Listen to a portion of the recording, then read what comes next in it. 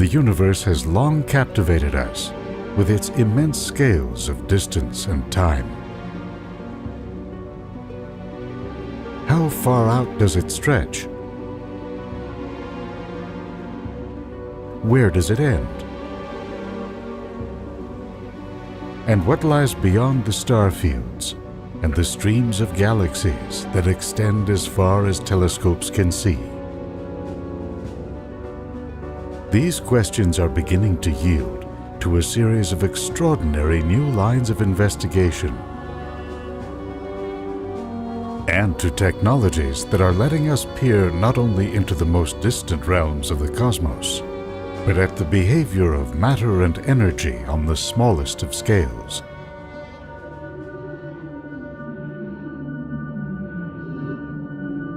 Remarkably, our growing understanding of this kingdom of the ultra-tiny inside the nuclei of atoms is now enabling us to glimpse the answer to the ancient question: how large is the universe?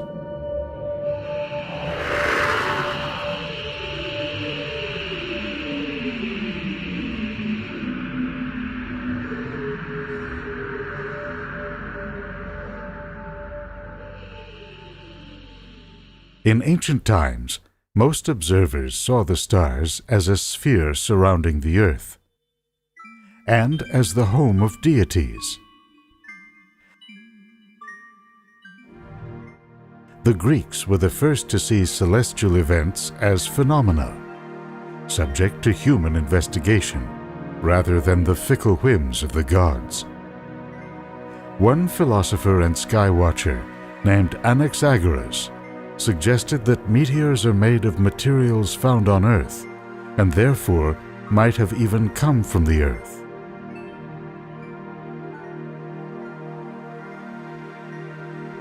Those early astronomers built the foundations of modern science.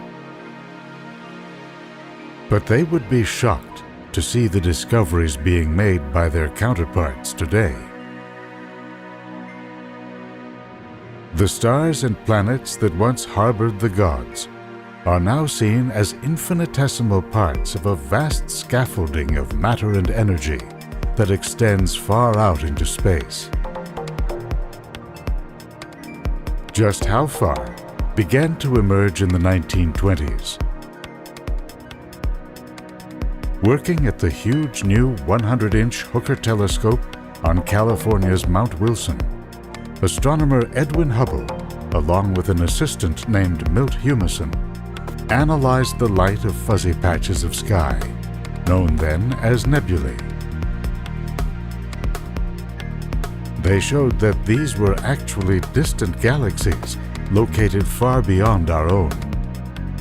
Hubble and Humason discovered that most of them are moving away from us. The farther out they looked, the faster these objects are receding. This fact, now known as Hubble's law, suggests that there must have been a time when the matter in all these galaxies was together in one place. Everything that astronomers saw in their increasingly large telescopes would have dated back to a singular beginning, now called the Big Bang. That the universe could expand had been predicted back in 1917 by Albert Einstein. Except that Einstein himself didn't believe it until he saw Hubble and Humason's evidence. Einstein's general theory of relativity suggested that galaxies could be moving apart because space itself is expanding. So when a photon gets blasted out from a distant star, it moves through a cosmic landscape that is getting larger and larger, increasing the distance it must travel to reach us. So how large the cosmos has gotten since the Big Bang depends on how long it's been growing, in addition to its expansion rate. Recent precision measurements gathered by the Hubble Space Telescope and other instruments have brought a consensus. that the universe dates back 13.7 billion years. In that time, a beam of light would have traveled 13.7 light years, or about 1.3 quadrillion kilometers. But taking into account the expansion of the universe, the most distant galaxies discovered by the Hubble Space Telescope are actually 46 billion light-years away from us in each direction, and almost 92 billion light-years from each other. So, is that the size of the universe? It's not, according to a dramatic new theory that describes the origins of the cosmos. It holds that our 92 billion light-year patch is a mere speck within the universe as a whole. The theory is based on the discovery that energy is constantly welling up from the vacuum of space in the form of particles of opposite charge, matter and antimatter. Back in the 1980s, the physicist Alan Guth proposed that energy fields embedded in the vacuum of space had suddenly tipped into a higher energy state, causing space and time to literally inflate. The universe went from atomic size to cosmological size within an infinitesimally short time. As a result, according to Guth's calculation, the universe as a whole would have grown to some 10 billion trillion times the size of the observable universe. That's a 10 followed by 24 zeros. Put another way, the whole universe is to the observable universe, as the observable universe is to an atom.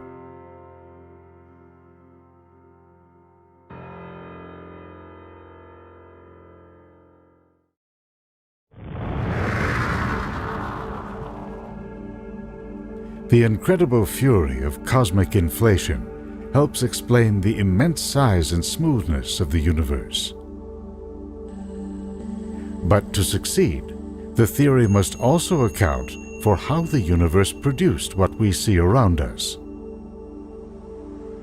All those stars and galaxies and clusters of galaxies, and ultimately, us.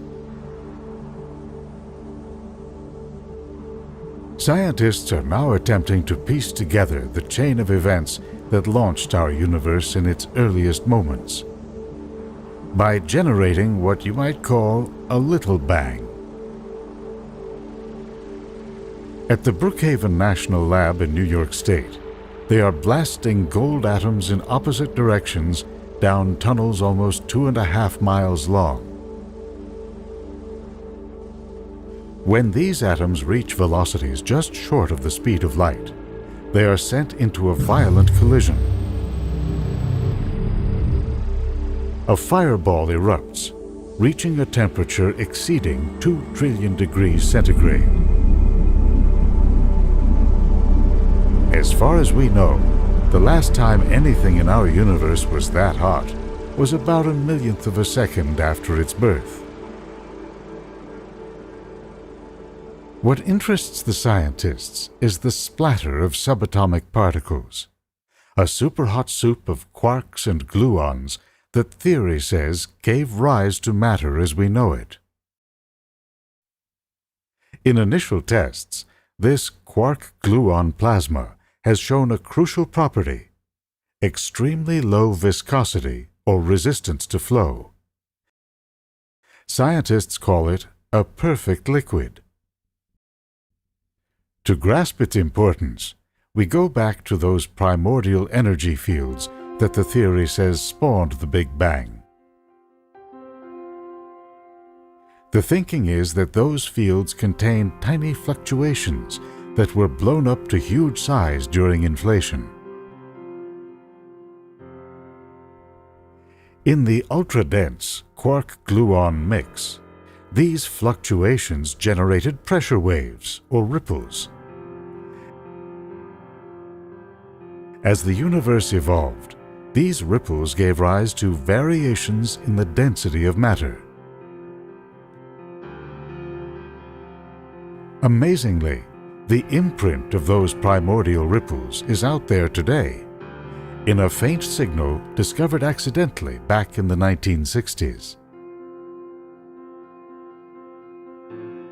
Working for the Bell Telephone Company, physicists Arno Penzias and Robert Wilson had built a giant horn-shaped antenna.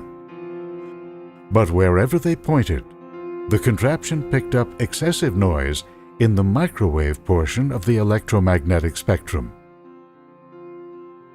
That noise turned out to match a prediction made years earlier, that in the wake of the Big Bang, the universe was filled with a cloud of extremely hot gas that scattered all light. As the universe cooled, the cloud dissipated. Light then shone through. Over time, the spectral signature of this light would have shifted as the universe expanded and cooled to what Penzias and Wilson detected. What they'd heard was the echo of the Big Bang. This image shows the smooth contours of the light recorded by the Bell team. Scientists would have to look closer to find the imprint of cosmic inflation.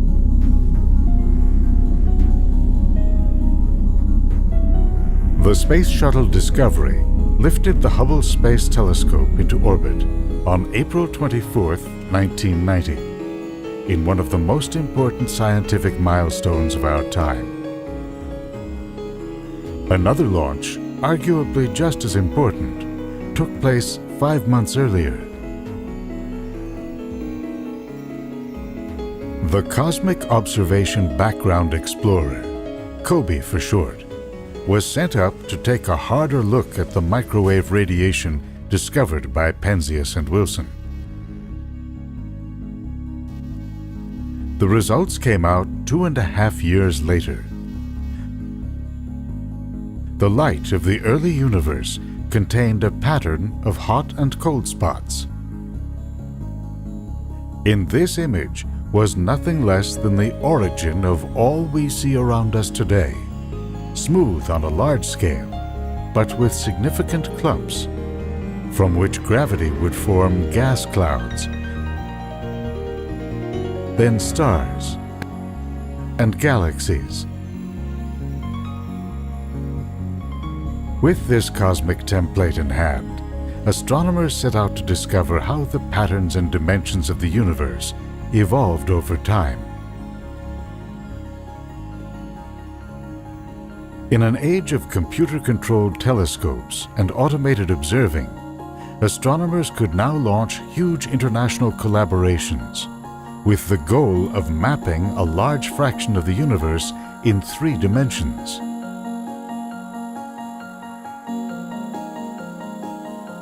At Apache Point in New Mexico, the Sloan Digital Sky Survey set the standard for mass production astronomy. A series of steel plates are drilled with holes that exactly match the location of galaxies in the night sky. After plugging fiber optic sensors into the holes, the plates capture the light of hundreds of galaxies per night. From that light, the astronomers calculate their distances from Earth.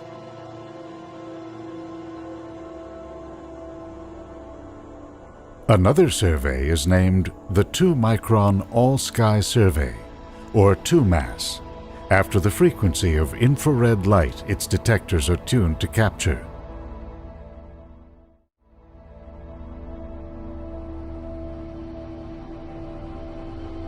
In this image, the 2MASS data covers a region 60 million light-years across. The local group of galaxies, including the Milky Way, are in the center. This is our intergalactic neighborhood. Jump further out to a region about 200 million light-years across. Our location is linked to the densely packed Virgo supercluster, the nearest intergalactic city. You can see the full breadth of our local region of the universe. Galaxies line up in walls and arcs. Beyond them are sparsely populated voids, the rural cosmic countryside.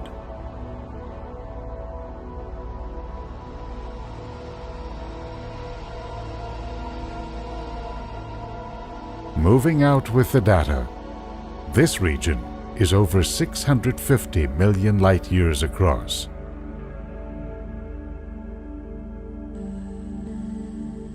Then almost 2 billion. 3.2 billion. And finally, out to a region 6.5 billion light-years from end to end, the cosmic continent. In the middle of it all, our galaxy, so immense from our earthly perspective, is less than a speck.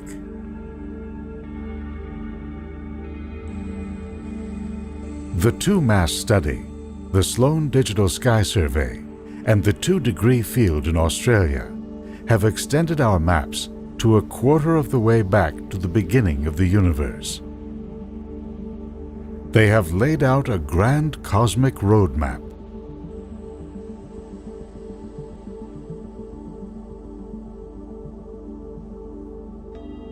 COBE's successor, the Wilkinson Microwave Anisotropy Probe, or WMAP, was launched to scan the early universe for the fine-scale origins of this cosmic atlas.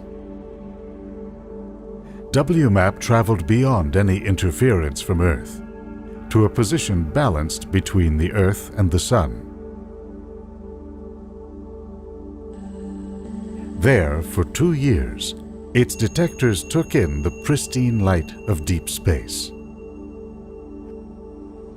This is what WMAP saw.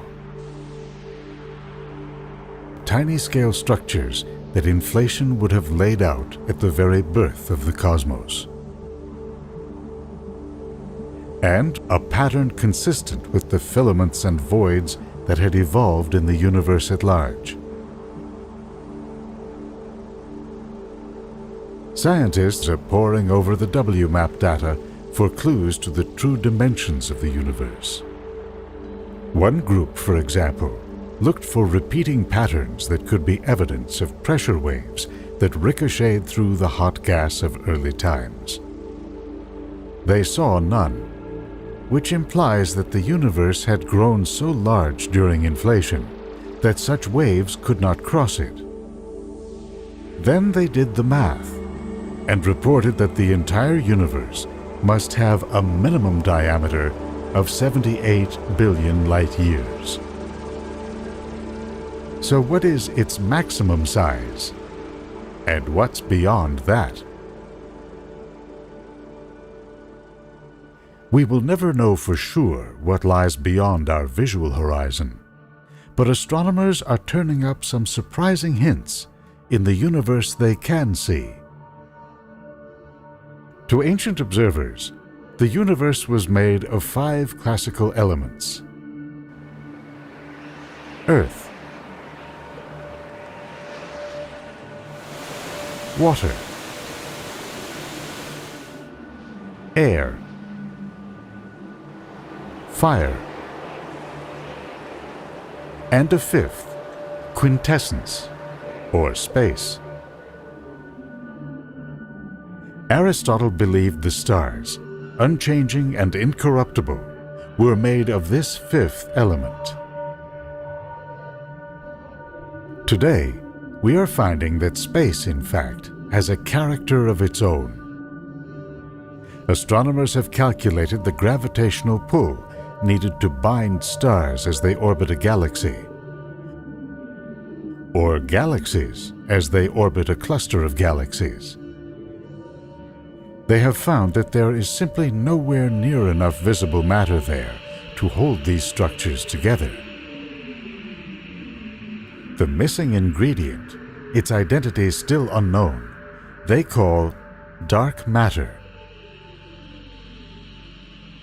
In supercomputer simulations of cosmic evolution, dark matter is added in to supply the gravitational tug needed to form the web pattern of filaments and walls, voids and dense clusters we see in the universe at large. But something else appears to be happening on these large scales. Astronomers have been making refined measurements of the cosmic expansion rate. They wanted to know if gravity was slowing down the pace at which the universe is growing. The markers they used, type 1a supernovae, are thought to burn at uniform intensities throughout the universe. By measuring changes in the brightness of these so-called standard candles at various distances, the researchers can spot changes in the cosmic expansion rate. To their surprise, the data showed that the universe as a whole is not only expanding, it's actually accelerating outward. The culprit is thought to be energy welling up from the vacuum of space, similar to what occurred in the early moments of the Big Bang, causing cosmic inflation. By emerging in minute quantities everywhere, it is pushing space outward across the whole universe.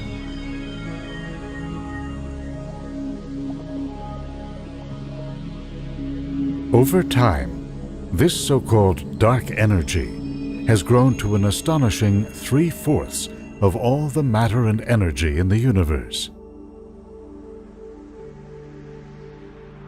With data like this pointing to an underlying dynamic within our universe, some scientists are thinking of the cosmos in far broader terms than ever before.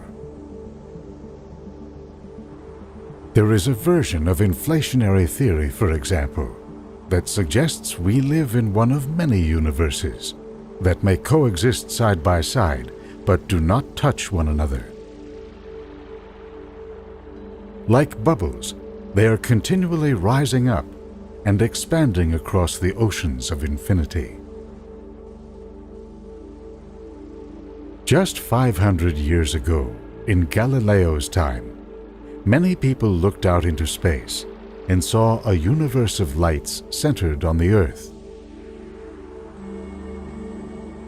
The invention of the telescope revealed stars far from our planet.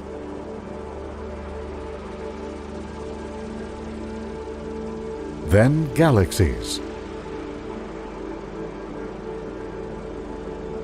clusters of galaxies, and beyond them, vast walls and filaments of matter.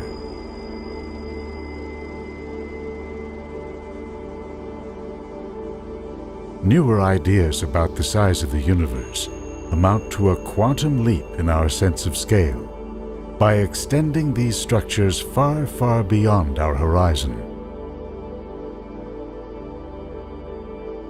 Do these discoveries push us, on our tiny, out-of-the-way planet, into a smaller and smaller corner of creation?